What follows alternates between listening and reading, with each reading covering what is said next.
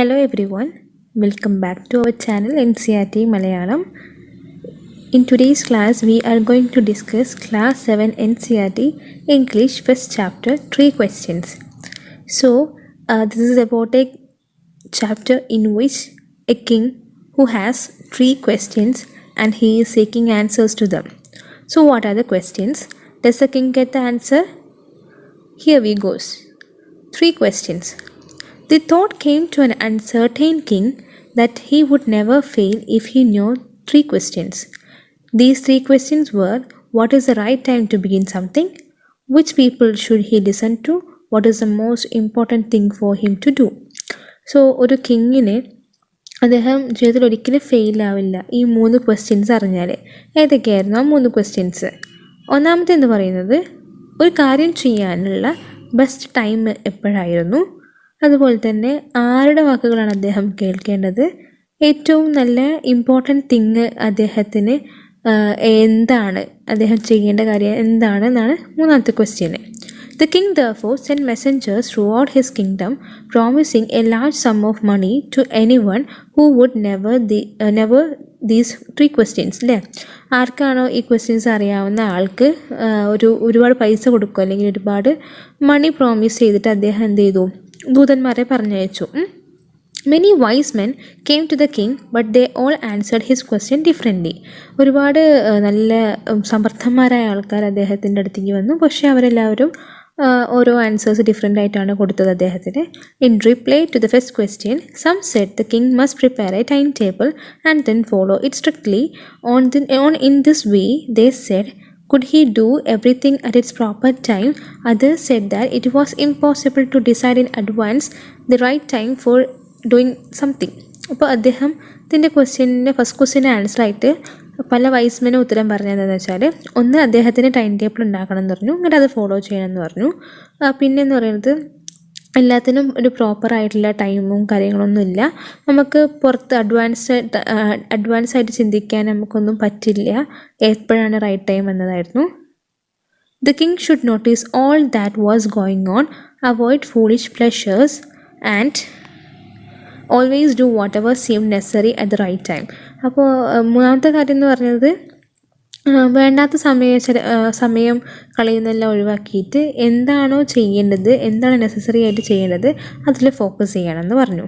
Yet others said that the king needed a council of wise men who would help him at the proper time.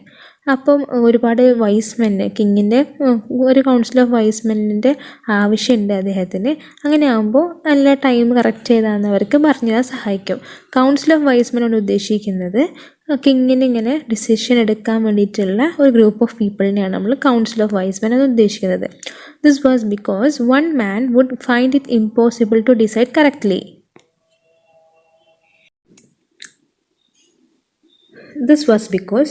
One man would find it impossible to decide correctly without help from others the right time for every action. അതായത് അപ്പോൾ ഇതെന്താ കാരണം എന്ന് വെച്ചാൽ, ഒരാൾക്ക് മാത്രം എങ്ങനെയാണ് കാര്യങ്ങളൊക്കെ ഡിസൈഡ് ചെയ്യുക എന്ന് പറയുന്നത് ഇമ്പോസിബിളാണ്. അതായത് വേറൊരാളുടെ ഹെൽപ്പില്ലാതെ കറക്റ്റ് സമയത്ത് കറക്റ്റ് ആക്ഷൻ എടുക്കാൻ പറയുന്നത് ഇമ്പോസിബിൾ ആയിട്ടുള്ള കാര്യമാണ്. But then others said that there were some things which could be urgent. These things could not wait for the decision of the council. In order to decide the right time for doing something, it is necessary to look into the future, and only magicians could do that. The king therefore would have no go to the magicians. അപ്പോൾ ബാക്കി വേറെ ആൾക്കാർ പറഞ്ഞതെന്ന് വെച്ചാൽ, എത്ര പെട്ടെന്ന് ചെയ്യേണ്ട കാര്യങ്ങൾ അപ്പോൾ ചെയ്യണം. അപ്പം ഇങ്ങനത്തെ ചില കാര്യങ്ങൾക്ക് നമ്മൾ എന്ത് ചെയ്യുന്ന, കൗൺസിലിനെ വെയിറ്റ് ചെയ്യാൻ പറ്റില്ല. അപ്പോൾ കറക്റ്റ് സമയത്ത് ചെയ്യേണ്ട കാര്യങ്ങൾ എന്തെന്ന് വെച്ചാൽ, അത് നമുക്ക് ഫ്യൂച്ചർ അറിയേണ്ട ആവശ്യമുണ്ട്. അപ്പോൾ ഫ്യൂച്ചർ ആർക്കും അറിയാൻ പറ്റുക? ഏകദേശം മജീഷ്യൻസിന് മാത്രമേ ഫ്യൂച്ചർ അറിയാൻ പറ്റുള്ളൂ. അപ്പോൾ കിങ്ങിനെ ആരടുത്ത് പോകണം? മജീഷ്യൻസിൻ്റെ അടുത്തേക്ക് പോകാനാണ് അവർ സജസ്റ്റ് ചെയ്തത്. In their answers to the second question, some said that the people most necessary to the king were his counselors. ചില ആൾക്കാർ പറഞ്ഞു കൗൺസിലേഴ്സ് ആണ് ഈ കിങ്ങിന് ഏറ്റവും പ്രിയപ്പെട്ടവരെന്ന് പറയുന്നത്. പിന്നെ പറഞ്ഞു other said that the priest, അല്ലേ, അതായത് പ്രീസ്റ്റ് ആണെന്ന് പറഞ്ഞു. പ്രീസ്റ്റ് എന്ന് പറയുമ്പോൾ പുരോഹിതന്മാരാണെന്ന് പറഞ്ഞു. A few others choose doctors and yet others said that his soldiers were the most necessary. ചില ആൾക്കാർ പറഞ്ഞു ഡോക്ടേഴ്സ് ആണെന്നും ചില ആൾക്കാർ പറഞ്ഞു ആരാണ് സോൾജിയേഴ്സ് ആണെന്നും പറഞ്ഞു. The third question some said silence, others chose fighting and yet others religious worship. ചില ആൾക്കാർ പറഞ്ഞു സയൻസ് ആണെന്ന് തേർഡ് ക്വസ്റ്റ്യന് ആൻസർ, ചില ആൾക്കാർ പറഞ്ഞു ഫൈറ്റിംഗ് ആണ്, ചിലർ പറഞ്ഞു റിലീജിയസ് ആയിട്ടുള്ള വർക്ക്ഷിപ്പ് ആണെന്ന് പറഞ്ഞു. As the answers to his questions were so different the king was not satisfied and gave no reward. അപ്പോൾ അദ്ദേഹത്തിൻ്റെ ആൻസേഴ്സൊക്കെ ഭയങ്കര ഡിഫറെൻ്റ് ക്വസ്റ്റ്യൻസൊക്കെ എൻ്റെ ആൻസേഴ്സൊക്കെ ഭയങ്കര ഡിഫറെൻ്റ് ആയതുകൊണ്ട് കിങ് സാറ്റിസ്ഫൈഡ് ആയിരുന്നില്ല. അപ്പോൾ ആർക്കും എന്ത് കൊടുത്തില്ല, ഒരു ഗിഫ്റ്റ് റിവാർഡോ കൊടുത്തില്ല. Instead he decided to seek the advice of certain hermit who was widely known for his wisdom. അപ്പോൾ കിങ് എന്ത് ചെയ്തു എന്ന് വെച്ചാൽ ആരുടെ കയ്യിൽ നിന്നും ഉത്തരം കിട്ടാത്തതുകൊണ്ട് കിങ് എന്ത് ചെയ്തു, ഒരു ഹെർമിറ്റിനെ കാണാൻ വേണ്ടിയിട്ട് പോകാൻ തീരുമാനിച്ചു. അദ്ദേഹം ഭയങ്കര ജ്ഞാനിയായിട്ടുള്ള ആളാണ്, അതായത് വിസ്റ്റമുള്ള ഒരാളാണ്. അപ്പോൾ ഹെർമിറ്റ് ആരാണ്? A person who leaves alone and Leeds A simple life അല്ലേ. ഒറ്റയ്ക്ക് നടക്കുന്ന, അതായത് ഒറ്റയ്ക്ക് താമസിക്കുന്ന ഒരു ഹെർമിറ്റ് അദ്ദേഹത്തിൻ്റെ അടുത്തേക്ക് കിങ് പോകാൻ തീരുമാനിക്കുകയുണ്ടായിരുന്നു. അദ്ദേഹം ഫുൾ ജ്ഞാനിയാണ്, അതായത് ജ്ഞാനി എന്ന് പറയുന്നത് വിസ്റ്റമുള്ള ഒരാളാണ്. The hermit lived in the wood which he never left. He saw no one but simple people and saw the king put on ordinary clothes. Before he reached the hermit's hut, the king left his horse with his bodyguard and went on alone. അപ്പോൾ hermit ഒരു wooden തടിയിലുള്ള ഒരു വീട്ടിലായിരുന്നു താമസിച്ചിട്ടുണ്ടായിരുന്നത്. അദ്ദേഹത്തിന് കൂടെ ആരും ഉണ്ടായിരുന്നില്ല, കുറച്ച് സിമ്പിളായിട്ടുള്ള ആൾക്കാർ മാത്രമേ താമസിക്കാറുണ്ടായിരുന്നുള്ളൂ ആ ഒരു ഭാഗത്ത്. അതുകൊണ്ട് തന്നെ കിങ് എന്ത് ചെയ്തു, ഓർഡിനറി ക്ലോത്ത്സ് മാത്രം വിയർ ചെയ്തിട്ടാണ് പോയത്. അദ്ദേഹം ഹെർമിറ്റിൻ്റെ വീടിൻ്റെ അടുത്തെത്തിയപ്പോൾ കുറച്ച് മുന്നേ ആയിട്ട് അദ്ദേഹത്തിൻ്റെ കുതിരയെ നിർത്തി. എന്നിട്ട് എന്ത് ചെയ്തു, ബാക്കിയുള്ള ഭാഗത്തേക്ക് അദ്ദേഹത്തിൻ്റെ ബോഡി ഗാർഡൊന്നും ഇല്ലാതെ ഒറ്റയ്ക്ക് നടന്നുപോയി. As the king came near the hermit's hut, he saw the hermit digging the ground in front of his hut. അപ്പോൾ ഹെർമിറ്റിൻ്റെ അടുത്തെത്തിയപ്പോൾ കിങ് എന്താ കണ്ട കാഴ്ച എന്ന് വെച്ചാൽ ഹെർമിറ്റ് എന്ത് ചെയ്യുന്നു, അദ്ദേഹത്തിൻ്റെ ഹട്ടിൻ്റെ മുന്നിൽ ഒരു കുഴി കുഴിക്കുന്നുണ്ടായിരുന്നു.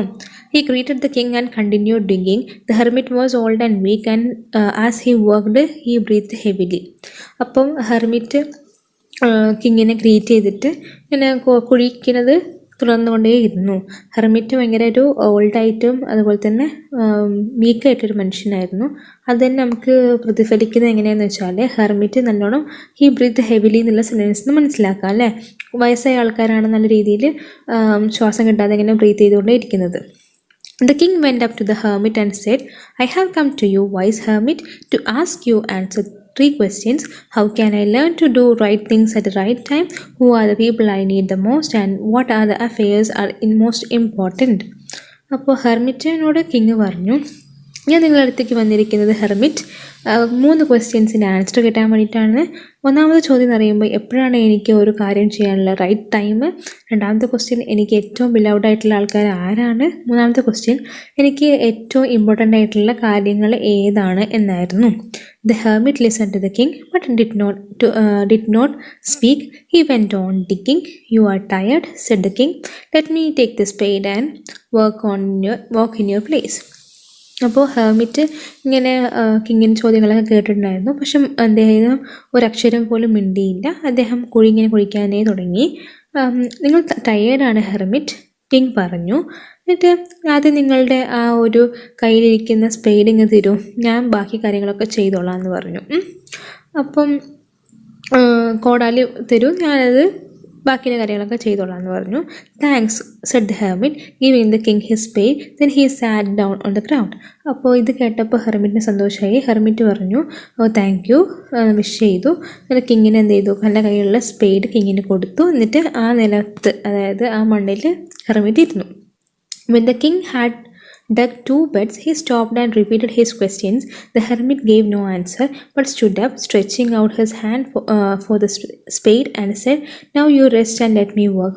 അപ്പോൾ കിങ് 2 ഇങ്ങനെ തടം ഇങ്ങനെ കുഴിച്ച് മാറ്റിയപ്പോൾ തന്നെ ഹെർമിറ്റ് എന്ത് ചെയ്തില്ല, കിങ് ഒന്നുകൂടെ അദ്ദേഹത്തിൻ്റെ ക്വസ്റ്റ്യൻസ് റിപ്പീറ്റ് ചെയ്തു. ഹെർമിറ്റ് മറുപടി ഒന്നും പറഞ്ഞില്ല. എന്നിട്ട് ഹെർമിറ്റ് എന്താ ചെയ്തതെന്ന് വെച്ചാൽ ഹെർമിറ്റ് എഴുന്നേറ്റ് നിന്നിട്ട് തൻ്റെ കൈകളൊക്കെ സ്ട്രെച്ച് ചെയ്തിട്ട് കിങ്ങിനോട് പറഞ്ഞു, ബാക്കി ഇനി ഞാൻ ചെയ്തോളാം, ബാക്കി എൻ്റെ വർക്ക് ഞാൻ ചെയ്തോളാം എന്ന് പറഞ്ഞു. അപ്പോൾ കിങ് എന്ത് ചെയ്തു, അദ്ദേഹത്തിന് did not give the spade and continue to dig. പക്ഷേ കിങ് സ്പേഡ് കൊടുക്കാതെ ബാക്കിയുള്ള കുഴിയും കൂടെ കുഴിക്കാൻ തുടങ്ങി. 1 hour passed, then another. The sun went down behind the trees, and at last the king struck the spade into the ground and said, I came to you, wise man, for an answer to my questions. If you can give me no answer, tell me so, and I will return home. Here comes someone running, said the hermit. അപ്പോൾ 1 മണിക്കൂർ കഴിഞ്ഞു ഏകദേശം. അതിന് ശേഷം അടുത്ത മണിക്കൂറിനും കഴിഞ്ഞു. എന്ത് ചെയ്തു? നമ്മുടെ വൈകുന്നേരം ഈവനിങ് ആവാനുള്ള ഓരോ സൂചനകളാണ്. The sun went down behind the trees and at last the king stuck the spade into the ground and set. അപ്പോൾ ഈവനിങ് ആയി. കിങ്ങിന് എന്ത് ചെയ്തു? കിങ് തൻ്റെ സ്പേഡ് ആ ഒരു ഗ്രൗണ്ടിലേക്ക് വലിച്ചെറിഞ്ഞു. എന്നിട്ട് പറഞ്ഞു, ഞാൻ നിങ്ങളുടെ അടുത്തേക്ക് വന്നിരിക്കുന്നത് വൈസ്മാൻ ഈ ക്വസ്റ്റ്യൻസിൻ്റെ ആൻസർ കണ്ടെത്താനാണ്. നിങ്ങൾക്ക് ആൻസർ അറിയില്ലെങ്കിൽ പറയാം, ഞാൻ തിരിച്ച് വീട്ടിലേക്ക് പൊക്കോളാമെന്ന് പറഞ്ഞു. Here come something running said the hermit. അപ്പോൾ ഹെർമിറ്റ് പറഞ്ഞു, അത് ആരോ ഓടി വരുന്നുണ്ടല്ലോ, അപ്പോൾ ആരാന്ന് എന്ന രീതിയിൽ ഹെർമിറ്റ് അങ്ങനെ പറഞ്ഞു. അപ്പോൾ ഇതൊക്കെയാണ് നമുക്ക് ഫസ്റ്റ് പാർട്ടിൽ നമ്മൾ ഇൻക്ലൂഡ് ചെയ്തിട്ടുള്ള കുറച്ച് കാര്യങ്ങൾ. ഇനി നമുക്ക് ആരാന്ന് ഹെർമിറ്റിൻ്റെ അടുത്തേക്ക് ഓടി വന്നത് ആരാന്ന് നമുക്ക് നോക്കാം. The king turned round and so A ബേർഡഡ് man running towards dum. His hands were pressed against his stomach, from which blood was flowing. When he reached the king, he fainted and fell into the ground. അപ്പോൾ king കണ്ടെന്ന് വെച്ചാൽ ഒരു താടിക്കാരനായ ഒരു മനുഷ്യൻ അവരുടെ അടുത്തേക്ക് ഓടി വരുന്നായിരുന്നു. അയാളുടെ നെഞ്ചിനോട് ചേർത്തിട്ട് അയാളുടെ വയറിനോട് ചേർത്തിട്ട് അയാളിങ്ങനെ പ്രസ് ചെയ്ത് പിടിച്ചിട്ടുണ്ടായിരുന്നു. അതിനകത്ത് ബ്ലഡ് ഇങ്ങനെ ഒഴുകിക്കൊണ്ടിരിക്കുന്നുണ്ടായിരുന്നു. കിങ്ങിൻ്റെ അടുത്തെത്തിയപ്പോൾ ഇയാൾ തല കറങ്ങി വീണു. ഫെയിൻറ്റ് എടുത്തെന്ന് വെച്ചാൽ തല കറങ്ങി വീണിട്ട് and fell to the ground. നിലത്തേക്ക് നിലം പതിച്ചു വീണു. The king and the hermit removed his clothes and found a large wound in his stomach. The king washed and covered it with a handkerchief, but the blood would not stop flowing. The king redressed the wound until at last the bleeding stopped. അപ്പോൾ ഈ ഹെർമിറ്റും കിങ്ങോട് എന്താ ചെയ്തതെന്ന് വെച്ചാൽ അദ്ദേഹത്തിൻ്റെ ഡ്രസ്സെല്ലാം മാറ്റിയിട്ട് ആ സ്റ്റൊമക്കിന് അവിടെ ഒരു വലിയൊരു മുറിവ് കണ്ടു. എന്നിട്ട് കിങ് എന്ത് ചെയ്തു? ഒരു ഹാൻഡ് കർച്ചീഫ് എടുത്തിട്ട് വൂണ്ട് വാഷ് ചെയ്തിട്ട് ഹാൻഡ് കർച്ചീഫ് എടുത്തിട്ട് ഇങ്ങനെ കവർ ചെയ്തു. പക്ഷേ ബ്ലഡ് സ്റ്റോപ്പായില്ല. അങ്ങനെ അഗെയിൻ കിങ് എന്ത് ചെയ്തു? ഒന്നുകൂടി ഡ്രസ്സ് ചെയ്തു. അവസാനം ബ്ലീഡിങ് സ്റ്റോപ്പ് ചെയ്തു. The man felt better and asked for something to drink. The king brought fresh water and gave it to him. By this time the sun had set and air was cool. അപ്പം മാൻ കുറച്ചും കൂടെ നല്ലൊരു better ആയിട്ടുള്ള കണ്ടീഷനായി. മുറിവെല്ലാം bleeding എല്ലാം stop ആയിട്ടുണ്ട്. അപ്പം അദ്ദേഹം കുടിക്കാൻ എന്തെങ്കിലും ഉണ്ടോ എന്ന് ചോദിച്ചു. കിങ് വേഗം ഓടി ചെന്നിട്ട് കുറച്ച് ഫ്രഷ് വാട്ടർ എടുത്തിട്ട് അയാൾക്ക് നൽകി. ഇപ്പോൾ ഈ സമയത്തായപ്പോഴത്തേക്കും സൺസെറ്റ് നടന്നിട്ടുണ്ടായിരുന്നു. എയറെല്ലാം നല്ല കൂളായിട്ടുള്ള അവസ്ഥ, ചൂടെല്ലാം മാറി. The king with the hermit carried the wounded man into the hut and laid him on the bed. The man closed his eyes and lay quiet. The king, tired by his work he had done, lay down on the floor and slept throughout the night. അപ്പം അവരെന്ത് ചെയ്തു എന്ന് വെച്ചാൽ ഇപ്പോൾ ഈ മനുഷ്യനെ ഹടനുള്ളിലേക്ക് ഹെർമിറ്റും കിങ്ങോടെ കൊണ്ടുപോയി. അപ്പോൾ അയാളെ റെസ്റ്റ് ചെയ്തിട്ട് കണ്ണെല്ലടച്ചിട്ട് നല്ല ക്വയറ്റായിട്ടിരുന്നു. കിങ് ഈ സമയത്ത് നടന്നിട്ടും അതുപോലെ തന്നെ ഈ സ്പീഡ് വെച്ച് ജോലിയൊക്കെ ചെയ്തിട്ട് ആകെ ടയേർഡായിരുന്നു. ആ നിലത്ത് കിടന്ന് ഉറങ്ങിപ്പോയില്ല king. When he awoke, it was several minutes before he could remember where he was or who the stranger bearded man lying on the bed was. അപ്പോൾ കിങ് പിറ്റേ ദിവസം ആ നിലത്ത് കിടന്നുറങ്ങിയ കിങ് പിറ്റേ ദിവസം എഴുന്നേറ്റപ്പം ആദ്യം കുറച്ച് സമയം എടുത്തത് എവിടെയാണ്, എങ്ങനെയാണ് ഈ അടുത്തിരിക്കുന്ന ആ തടിക്കാരനായിട്ടുള്ള മനുഷ്യൻ ആരാന്നൊക്കെ മനസ്സിലാക്കാൻ വേണ്ടിയിട്ട്. "Forgive me," said the bearded man in the weak voice when he saw the king was away. "I do not know you and have nothing to forgive you for," said the king. അപ്പോൾ എന്നോട് ക്ഷമിക്കൂ ആര് പറഞ്ഞു? ആ ബേർഡഡ് മാൻ, താടിക്കാരനായിട്ടുള്ള ആൾ കിങ്ങിനോട് പറഞ്ഞു. അപ്പോൾ king ഇങ്ങനെ just ഒന്ന് ഉറക്കത്തിൽ നിന്ന് എഴുന്നേൽക്കുന്നേ ഉണ്ടായിരുന്നുള്ളൂ. അപ്പോൾ കിങ് മറുപടി പറഞ്ഞു, എനിക്ക് നിങ്ങളെ അറിയില്ല, എന്ത് കാരണത്തിലാണ് ഞാൻ നിങ്ങൾക്ക് ഫൊർഗീവ് തരേണ്ടത്? അതിനൊട്ടതൊക്കെ ഒന്നും ഇല്ലതാനും. "You do not know me, but I know you. I am your enemy of yours who swore revenge on you because you put my brother to death and seized my property.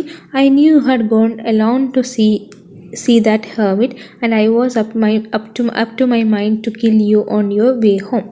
അപ്പം നിങ്ങൾക്ക് അറിയില്ലെങ്കിലും പക്ഷേ king എനിക്ക് നിങ്ങളെ അറിയാം. അതായത് നിങ്ങളുടെ എനിമിയാണ് ഞാൻ നിങ്ങളുടെ മേലിൽ നിങ്ങളുടെ വൈരാഗ്യം റിവെഞ്ച് എടുക്കാൻ വേണ്ടി വന്നതാണ്. അപ്പോൾ എൻ്റെ ബ്രദറിനെ നിങ്ങൾ കൊല്ലാൻ വേണ്ടിയിട്ട് പറഞ്ഞയക്കുകയും അതുപോലെ തന്നെ എൻ്റെ എല്ലാ പ്രോപ്പർട്ടീസും നിങ്ങൾ കൈയടക്കുകയും ചെയ്തിട്ടുണ്ട്. ഞാൻ എനിക്കറിയായിരുന്നു നിങ്ങൾ ഹെർമിറ്റിനെ കാണാൻ വേണ്ടി വന്നതാണെന്നും തിരിച്ചു പോണ സമയത്ത് നിങ്ങളെ കൊല്ലാനാണ് എനിക്ക് പ്ലാൻ ഉണ്ടായിരുന്നെന്നും ആര് പറഞ്ഞു? ആ ബെഡഡ് മാൻ പറഞ്ഞു. ഇനി but the day passed and you did not return, so I left my hiding place and came upon your bodyguard who recognized me and wounded me. അപ്പോൾ എനിക്ക് കാര്യം മനസ്സിലായി, നിങ്ങൾ എന്തായാലും തിരിച്ചു പോകില്ല എന്ന് മനസ്സിലായപ്പോൾ ഞാൻ എൻ്റെ ഹൈഡിങ് പ്ലേസിൽ നിന്ന് പുറത്ത് വന്നപ്പോൾ നിങ്ങളുടെ ബോഡി ഗാർഡ് എന്നെ കണ്ടു. നിങ്ങളുടെ ബോഡി ഗാർഡ് എന്നെ കണ്ടപ്പോൾ അയാളാണ് എന്നെ മുറിവേൽപ്പിച്ചത്. അപ്പോൾ ഞാൻ അയാളുടെ അടുത്ത് നിന്ന് I escaped from him and I should have died if you not dressed my wounds. I wish to kill you and you have saved my life. Now if I live, I will serve you as the most faithful servant and will order my sons to do the same. Forgive me. അപ്പം ഈ body guard മുറിവേൽപ്പിച്ചതിന് ശേഷം ഇയാളെന്ത് ചെയ്യുന്നത് വെച്ചാൽ ഇയാളെ body ഗാർഡിൻ്റെ അടുത്തുനിന്ന് രക്ഷപ്പെടുകയും അവസാനം നിങ്ങളെല്ലാവരും കൂടെ, അതായത് കിങ്ങും ഹെർമിറ്റും കൂടെ അയാൾ ഡ്രസ്സ് ചെയ്തത് കാരണമാണ് അയാളിപ്പോൾ ജീവനോടെ ഇരിക്കുന്നത്. അയാൾ വന്നത് കിങ്ങിനെ കൊല്ലാനായിരുന്നു, പക്ഷേ കിങ് അദ്ദേഹത്തിൻ്റെ ജീവൻ രക്ഷിച്ചു. അപ്പോൾ ഇനി ജീവിക്കുകയാണെങ്കിൽ ജീവിതകാലം മൊത്തം നല്ലൊരു ഫെയ്ത്ത്ഫുൾ സെർവൻ്റായിട്ട് മുന്നോട്ട് പോകാമെന്ന്, അല്ലെങ്കിൽ ഫെയ്ത്ത്ഫുൾ സെർവൻ്റായിട്ട് കിങ്ങിനെ സെർവ് ചെയ്യാമെന്ന് ഇയാൾ നമ്മുടെ കിങ്ങിനോട് പറഞ്ഞു. അതുപോലെ തന്നെ അദ്ദേഹത്തിൻ്റെ മക്കളോടൊക്കെ ഇതേപോലെ ഫെയ്ത്ത്ഫുൾ സർവീസ് കിങ്ങിന് കൊടുക്കാൻ വേണ്ടിയിട്ട് പറയാമെന്ന് പറഞ്ഞു. ദയവ് ഇതിനോട് ക്ഷമിക്കൂ എന്നായിരുന്നു അദ്ദേഹം പറഞ്ഞത്. അതായത് ആ ബെഡഡ് മാൻ, താടിക്കാരനായിട്ടുള്ള മനുഷ്യൻ പറഞ്ഞത്. The king was very happy to have made peace with his enemy so easily and have to won him over as a friend. He not only forgave him but said he would send his servants and his own daughter to look after him, and he promised to give back the man his property. അപ്പോൾ king നല്ല ഹാപ്പിയായി, കാരണം ഒരു enemy ആയിട്ടുള്ള ആളെ നല്ല piece minded ആക്കാൻ വേണ്ടി പറ്റി. അതുപോലെ തന്നെ അയാൾ എന്ത് ചെയ്തു, ഒരു ഫ്രണ്ടാക്കാൻ വേണ്ടിയിട്ട് ഫോട്ട് ചെയ്ത പോലത്തെ എക്സ്പീരിയൻസാണ് അദ്ദേഹത്തിന് ഉണ്ടായത്. ഫോർഗീവ് ചെയ്യാൻ മാത്രമല്ല, അതുപോലെ അദ്ദേഹത്തിൻ്റെ സെർവൻസിനെ ഇയാളെ ഇങ്ങനെ സർവീസ് ചെയ്യാൻ വേണ്ടിയിട്ട് അയക്കാമെന്നും ഡോക്ടറിനെ ഇങ്ങനെ ട്രീറ്റ് ചെയ്യാൻ വേണ്ടിയിട്ട് അയക്കാമെന്നൊക്കെ പ്രോമിസ് ചെയ്തു. അതുപോലെ തന്നെ അദ്ദേഹത്തിൻ്റെ പ്രോപ്പർട്ടി, സീസ് ചെയ്ത പ്രോപ്പർട്ടിയൊക്കെ തിരിച്ചു കൊടുക്കാമെന്ന് പറഞ്ഞു. Living the wounded man, the king went out of the hut and looked round for the helmet. Before going away, he wished once more to get answers to his questions. The hermit was on his knees sowing seeds in the bed that has been dug the day before. The king went up to the hermit and said, "For the last time, I beg you to answer my questions, wise man." അപ്പം ഇങ്ങനത്തെ ഈ മനുഷ്യനെ ഫോഗിയൊക്കെ ചെയ്തിട്ട് king എന്ത് ചെയ്തു എന്ന് വെച്ചാൽ ഹട്ടിൻ്റെ പുറത്തേക്ക് വന്നിട്ട് ഹെർമിറ്റിനെ അങ്ങനെ അന്വേഷിച്ചെടുക്കുകയായിരുന്നു. അപ്പോൾ പോണതിന് മുന്നേ അദ്ദേഹത്തിന് ആൻസേഴ്സ്, അതായത് ക്വസ്റ്റ്യൻസിന് ആൻസേഴ്സ് കിട്ടണമായിരുന്നു. ഹെർമിറ്റ് ആ സമയത്ത് കഴിഞ്ഞ ദിവസം കുടി ഒഴിച്ച് അവിടെയൊക്കെ എന്ത് ചെയ്യുന്നു, വിത്ത് വിതയ്ക്കായിരുന്നു, സീഡ്സ് അല്ലേ, വിത്ത് വിതയ്ക്കായിരുന്നു. കിങ് ഹെർമിറ്റിനടുത്ത് പറഞ്ഞു, ഞാനത് ലാസ്റ്റ് ടൈമായിട്ട് നിങ്ങളോട് കെഞ്ചാണ്, നിങ്ങൾ ഈ ക്വസ്റ്റ്യൻസിൻ്റെ ആൻസേഴ്സ് പറയുമോ വൈസ്മാൻ എന്ന് പറഞ്ഞിട്ട്. അപ്പോൾ ഹെർമിറ്റ് മറുപടി പറയാണ്, "You have already been answered," said the hermit, still bending down to the ground and looking up at the king as he stood before him. "How have I been answered? What do you mean?" അല്ലേ, അതായത് നിങ്ങൾ already ഇതിൻ്റെ answers എല്ലാം കണ്ടെത്തിയിട്ടുണ്ട്. അപ്പോൾ hermit ഇങ്ങനെ ഇരുന്നിട്ട് ഇങ്ങനെ പറഞ്ഞു. എന്നിട്ട് കിങ് അദ്ദേഹത്തിൻ്റെ മുന്നിൽ ഇങ്ങനെ ഇരുന്നിട്ട് പറഞ്ഞു, എന്ത്, എനിക്ക് ആൻസർ കിട്ടിയിരുന്നോ, എന്താ നിങ്ങൾ ഉദ്ദേശിക്കുന്നത്? "Do you not see?" replied the hermit. "If you had not pitied my weakness yesterday and had not dug these beds for me, you would have gone away." അല്ലേ, അതായത് നിങ്ങളിപ്പോൾ എൻ്റെ വീക്ക്നെസ് ഇന്നലെ മനസ്സിലാക്കിയിട്ട് നിങ്ങൾക്ക് എന്നോട് സിമ്പതി തോന്നിയില്ലായിരുന്നെങ്കിൽ നിങ്ങൾ ഇന്നലെ ഈ ബെഡ്സ് എല്ലാം, അതായത് നമ്മുടെ കുഴിയെല്ലാം കുഴിച്ചിട്ടുണ്ടായിരുന്നില്ലെങ്കിൽ നിങ്ങളിപ്പോൾ പോയേനെ. Then that man would have attacked you and you would have wished had to stay with me. അല്ലേ, അദ്ദേഹം നിങ്ങളെ ആ മനുഷ്യൻ, ആ ബെഡഡ് മാൻ നിങ്ങളെ അറ്റാക്ക് ചെയ്യായിരുന്നു. പക്ഷേ നിങ്ങളെന്താ ചെയ്തത്, നിങ്ങൾ എൻ്റെ അടുത്ത് നിൽക്കുകയാണ് ചെയ്തത്. So the important time was when you were digging the beds and I was the most important man and to do me good was your most important business. അപ്പോൾ ആ സമയത്ത് നിങ്ങളുടെ ഏറ്റവും ഇമ്പോർട്ടൻ്റ് ആയിട്ടുള്ള ടൈം എന്ന് പറയുന്നത് അവിടെ ബെഡ് ഡിഗ് ചെയ്യുന്നതുമായിരുന്നു. അതുപോലെ തന്നെ ഞാനായിരുന്നു നിങ്ങൾക്ക് ഏറ്റവും ഇമ്പോർട്ടൻ്റ് ആയിട്ടുള്ള മനുഷ്യനും. നിങ്ങൾക്ക് ഇമ്പോർട്ടൻ്റ് ആയിട്ടുള്ള ഒരു ഗുഡ് ഡീഡ് അല്ലെങ്കിൽ ഗുഡ് വർക്ക് എന്ന് പറയുന്നത് എനിക്ക് വേണ്ടിയിട്ട് ഇമ്പോർട്ടൻറ്റ് ബിസിനസ് ചെയ്യുക എന്നതായിരുന്നു. Afterwards, when the man ran to us, the most important time was when you were caring for him, because if you had not dressed his wounds, he would have died without having made peace with you. അല്ലേ? അതായത് കുത്തേറ്റ് ഓടിക്കൊണ്ട് വരുന്ന ആളെ treat ചെയ്താണ് ഞങ്ങൾക്ക് നിങ്ങളെ സംബന്ധിച്ചിടത്തോളം important ആയിട്ടുള്ള time.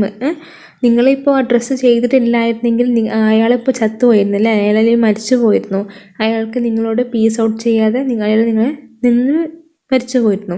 So he was A most important man and you did for him was A most important business. So ആ ആളായിരുന്നു നിങ്ങൾക്ക് ഏറ്റവും ഇമ്പോർട്ടൻ്റ് ആയിട്ടുള്ള ആളും അയാൾക്ക് വേണ്ടി നല്ല കാര്യങ്ങൾ ചെയ്യുക എന്നതായിരുന്നു അദ്ദേഹത്തിൻ്റെ മോസ്റ്റ് ഇമ്പോർട്ടൻറ്റ് ബിസിനസ് എന്നും ഹെർമിറ്റ് മറുപടി പറഞ്ഞു. Remember then there is only one time that is important and that time is now. അല്ലേ? ഒരു കാര്യം നിങ്ങൾ മനസ്സിലാക്കുക, ഏറ്റവും ഇമ്പോർട്ടൻ്റ് ആയിട്ടുള്ള ടൈം എന്ന് പറയുന്നത് നൗ ആണ്, അല്ലേ? ഇപ്പോഴാണ്. It is a most important time because it is a only time we have any power to act. ഈ ഒരു സമയത്താണ് നിങ്ങൾക്ക് നൗ, ഇപ്പോൾ ഈ ഒരു സമയത്താണ് നിങ്ങൾക്ക് ഏതൊരു കാര്യം ചെയ്യാനുള്ള അധികാരം അല്ലെങ്കിൽ ഏതൊരു കാര്യം ചെയ്യാനുള്ള പവർ ഉള്ളത്, അല്ലേ? ഇന്നലെ നിങ്ങൾക്കൊന്നും ചെയ്യാൻ പറ്റില്ല, നാളെ നിങ്ങൾക്ക് ചെയ്യാൻ പറ്റും, ചെയ്യാൻ പറ്റാതിരിക്കില്ല. പക്ഷേ ഇപ്പോൾ just now you can do anything അല്ലെങ്കിൽ you can do at a right time. The most necessary person is a person you are with a particular moment. അപ്പോൾ നൗ എന്ന മൊമെൻറ്റിൽ നിങ്ങളുടെ കൂടെ ഉണ്ടാവുന്ന പേഴ്സണാണ് ഏറ്റവും ഇമ്പോർട്ടൻ്റ് ആയിട്ടുള്ള പേഴ്സൺ എന്നും. For no one knows what will happen in the future and whether we will meet anyone else. അല്ലേ? നമുക്കറിയില്ല ഭാവിയിൽ നമ്മൾ ആരെ മീറ്റ് ചെയ്യും അല്ലെങ്കിൽ നമ്മൾ ആരുടെ കൂടെ ആയിരിക്കും എന്നൊന്നും പറയാൻ പറ്റില്ല. The most important business is to do good to that person. അല്ലേ? ആ ആൾക്ക്, അതായത് ആ മോസ്റ്റ് ഇമ്പോർട്ടൻറ്റ് പേഴ്സണ് നല്ല കാര്യം ചെയ്യുന്നതാണ് നമ്മൾ ചെയ്യേണ്ട ഏറ്റവും ഇമ്പോർട്ടൻ്റ് ആയിട്ടുള്ള ബിസിനസ് എന്ന് പറയുന്നത്. Because we were sent to this world for the purpose alone. അല്ലേ? അതായത് ആ ഒരു കാര്യത്തിന് വേണ്ടി മാത്രമാണ് നമ്മളെ ഈ ലോകത്തേക്ക് പറഞ്ഞയച്ചതെന്നാണ് ഈ ഒരു സ്റ്റോറിയുടെ എൻഡിങ്ങിൽ പറയുന്നത്. അപ്പോൾ so this story was written by Leo Tolstoy. നല്ലൊരു ക്വസ്റ്റ്യൻ ആണ്. The best time to do any activities is just now and the most important people belong to you is the people belong to you at that moment, and the most important business you have to do is doing good deed for that person. Okay, that's all for the day. Thank you everyone, thank you all. Hopefully you enjoyed our video. If you are new to this channel, please do like, share and subscribe. If you like this video, like, comment and share. Thank you everyone, thank you all.